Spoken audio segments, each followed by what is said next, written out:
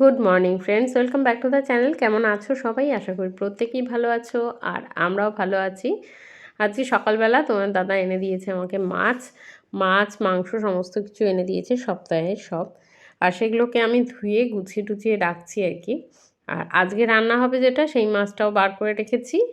Tilapia মাছ এনেছে আজকে রান্না হওয়ার জন্য। আজকে ঈদের বাজারে কোথায় চিকেন রান্না হবে না, চিকেনটা নাকি কালকে খাবে। বলে কালকে চিকেন খাবো, আজকে তেলাপিয়া মাছ জ্যান্ত মাছ এনেছি, জ্যান্ত মাছটা রান্না করো। হ্যাঁ ঠিক আছে, চলো নুন টুন মেখে রেডি করে রাখি। তেলাপিয়া মাছটা আজকে সর্ষে বাটা দিয়ে করব। রোজ রোজ একরকম জিরে বাটা দিয়ে রান্না ভালো লাগে না। আর বেরোবো এবার একটু, মেয়ে আর আমি যাবো একটু দোকানে। সেটা হচ্ছে সেদিন তোমার দাদার প্যাটিস খেয়ে ভালো লেগেছে, আজকে আবার খাবে। এটা তো বাড়িতেই আছে। আজকে ঈদের জন্য সবার ছুটি, তিনজনেরই ছুটি। তো চলো দোকানে যাই। আর একটা দোকান হয়েছে আমাদের এখানে, ওখানে বেশ বড় বড় সিঙ্গারা পাওয়া যায়, সেই সিঙ্গারাও আনবো। চলো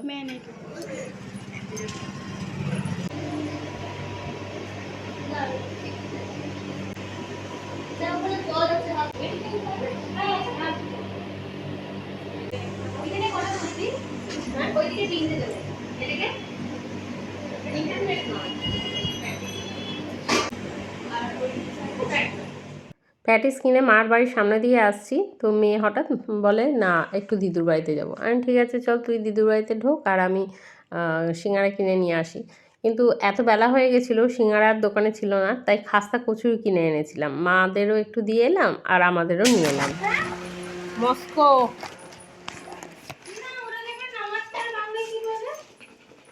চলো টিফিন করে তারপর রান্না বসাতে হবে।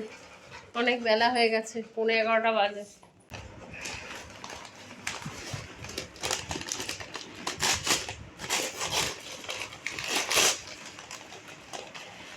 ওদের এই সসটাই বেশ হেভি লাগে আমার। সবই উপরে কি জানি বলতে পারলো। আমার বাবা মুড়ি খাবে না, এইটুকু পাঠিয়ে এনেছিস লিও। আয়, আজকে আমি একটা অন্য জিনিস এনেছি, দেখি ওটা ট্রাই করে কেমন হয় খেতে।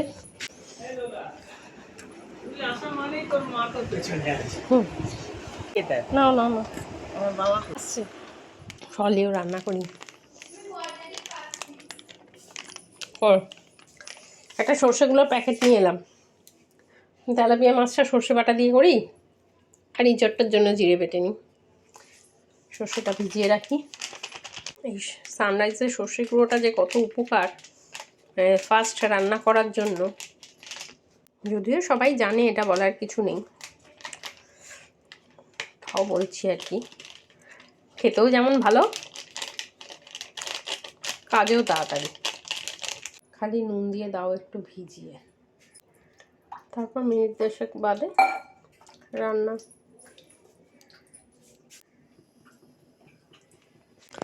চলো এবার রান্নায় হাত দিই। ইঁচড় আমার সেদ্ধ হয়ে গেছে। আজকে ইঁচড়টা এনেছে কচি ইঁচড়, খারাপ না, ভীষণ কষ। সিদ্ধ করার পরও ধরেছি, দেখো আঠা আঠা। লঙ্কাটা তো বাটতেই হবে, আর সর্ষের সাথে কাঁচা লঙ্কাটাই সব থেকে বেস্ট যায়। টুক করে কম কাজ হলো না, রান্নাবান্না সেরে অনেক কিছু গোছানোর ছিল। এই টেবিলের ওপরটা কদিন ধরে অপরিষ্কার হয়ে রয়েছে, গোছাবো, আর গোছানো হচ্ছে না। এই এখন টেবিলের উপরটা গোছানো করলাম, মুছে টুছে পরিষ্কার করলাম। এবার স্নানে যাব, ঠাকুর দেবো, অনেকটা সময় লাগবে ঠাকুর দিতে। আর সবার ব্যাগে ব্যাগে একটা করে টিফিন কৌটো ছিল, ছোট ছোট ছোট ছোট কতগুলো কৌটোই ধুলাম। এই দেখো এখানে কতগুলো কৌটো, রোজ একটা করে টিফিন নিয়ে যাওয়া হয়েছে আর এনে এনে রাখা হয়েছে, ধোয়া হয়নি। নোংরা কিছু না, ওই চিড়ে ভাজা নয় মুড়ি রোজই আমি একটা করে নিয়ে গেছি, এনে এনে রেখে দিয়েছি। পুজো তো প্রত্যেক বৃহস্পতিবারই করি, তোমাদের সাথে শেয়ারও করি, কিন্তু কি বলো তো, মন ভরেই পুজো দিই, তবুও তাড়াহুড়োতে পুজো দিই। মানে কিছু কিছু দিন খুব কমই আমি বৃহস্পতিবার ছুটি পাই, বৃহস্পতিবার ছুটি খুব লাকিলি মেলে। আর যেদিন বৃহস্পতিবার ছুটি মেলে আমার সব থেকে বেশি আনন্দ হয় যে খুব মানে শান্তি মনে পুজোটা দিতে পারবো, মানে তাড়াহুড়ো থাকবে না। আজকেও ঠিক সেরকমই একটা দিন, আজকে বৃহস্পতিবার আর আমার ছুটির দিন, আর খুব শান্তি মনে আজকে পুজো দিতে পারছি, এটাই আমার কাছে একটা আনন্দ। আর তোমার দাদা একটা বড় তরমুজ এনেছে, পয়লা বৈশাখের দিনই ভেবেছিলাম ভাঙবো, মানে কাটবো আর কি, ঠাকুরকে দেবো তরমুজটা, কিন্তু এক সপ্তাহ প্রায় হতে আসে, যদি খারাপ হয়ে যায়, যদি পচে যায়, সেই চিন্তা করে আজকেই ভাবলাম যে না, তরমুজটা আজকেই কেটে ফেলি। তো চলো আর কথা নয়, এবার বাকি পুজোটা সেরে নিই। এক এক দিন ছুটির দিনে একটু তাড়াতাড়ি চেষ্টা করি যে আজকে তাড়াতাড়ি খেতে দিয়ে দেবো, কিন্তু আজ কিন্তু লেট হয়ে গেল। আজ 3টে বেজে গেছে পুজো দিয়ে আসতেই আমার। ওই যে বললাম শান্তি মনে ধীরে সুস্থে পুজো দেবো। আর সকালে যেহেতু টিফিন করেছিলাম, যার জন্য কিনা কারোরই খুব একটা তাড়াহুড়ো ছিল না। তো যাই হোক, দেখো এই যে আমি ইঁচড়ের তরকারি করেছি আর মাছ রান্না করেছি, এই আজকে আর আগের পাতে খাওয়ার মতো অন্য কিছু রান্না করিনি, কারণ এখন বেশিরভাগই সবার হয় কি, মানে 2-3 পদ বেশি হয়ে গেলে খেতে পারি না আমরা কেউই, যার ফলে কিনা ওই 2 পদই ম্যাক্সিমাম সময়ই করি। খুব কম আছে সেদ্ধ বা ভাজা কিছু করি, কিছু ডাল হলে তাহলে সঙ্গে কিছু ভাজা করি। তো চলো এবার খেয়ে নেওয়া যাক। অন্যদিন মেয়ে দই খেতে চায়, আজকে বাড়িতে করে দই নিয়ে এলাম, আজকেও খাবে না, আমি বসে বসে খেলাম।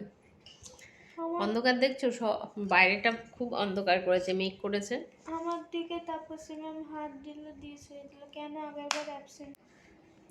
আর ঘরের মধ্যে বেশ বসে, মেয়ের পড়া আছে অলরেডি, 4টে বাজতে যায়, 5টা থেকে পড়া আছে ওর। আর লিও বাইরে, দরজাটা যেই খুলেছি একদম দৌড়িয়ে চলে গেল। লিও, শুনলি? লিয়া দই, লিও দই খাবি? বলে আমার এই মাত্র খাওয়া হয়ে গেছে, মা আর আমাকে দেবে না।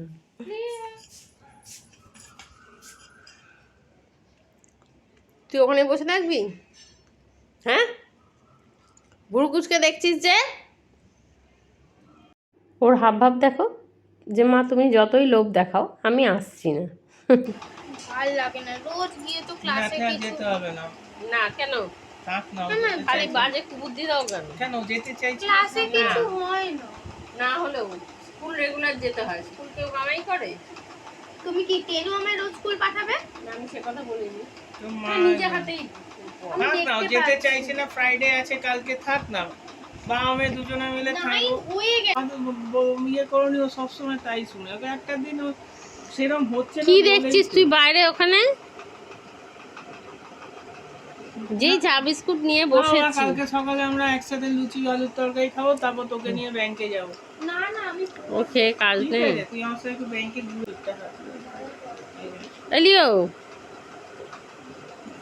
লিও, ওই দেখ কে এসছে দেন একটু পিঠটা হাতে।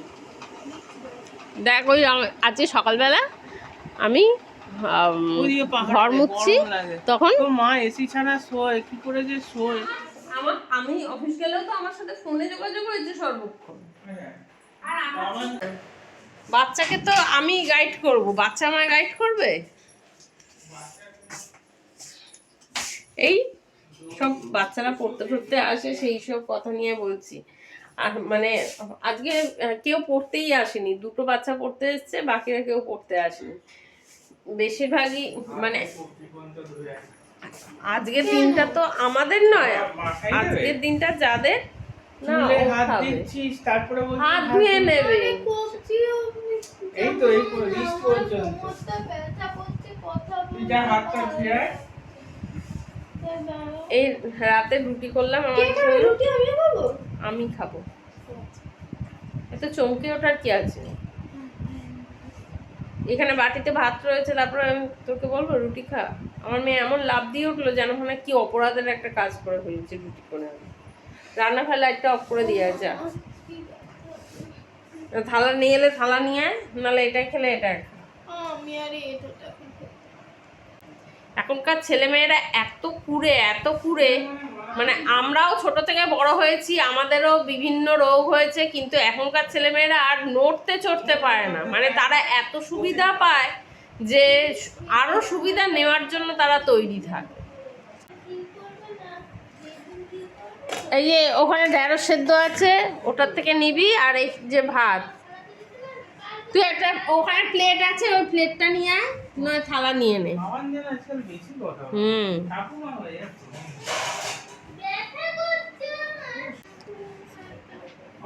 মুখটা পুরো চেঞ্জ হয়ে গেছে না গো? হুম। ছোটবেলায় যেরকম ছিল। ঠাকুমা হয়ে গেছে। হুম। কোনো সময় একটু বেশি, কোনো সময় একটু কম। মায়েদের বুঝে শাসন করতে হয়। তো এই নিয়েই সংসার। তো বন্ধুরা, আজকের মতো ব্লগটা এখানেই এন্ড করে দিচ্ছি। Tata, good night. যদি আজকের ভিডিওটা ভালো লেগে থাকে অবশ্যই লাইক, শেয়ার, কমেন্ট করতে ভুলো না। আর যারা সাবস্ক্রাইব করোনি প্লিজ সাবস্ক্রাইব করে দিও। টাটা।